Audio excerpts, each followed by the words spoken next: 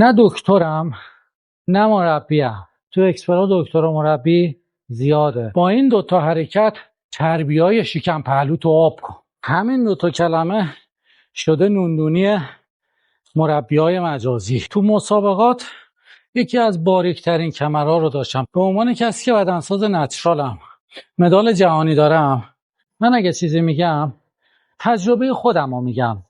اینو بهت میگم، فقط با رژیم. باریکی کمرم ژنتیکه، من کاری نکردم برای باریک شدن کمرم.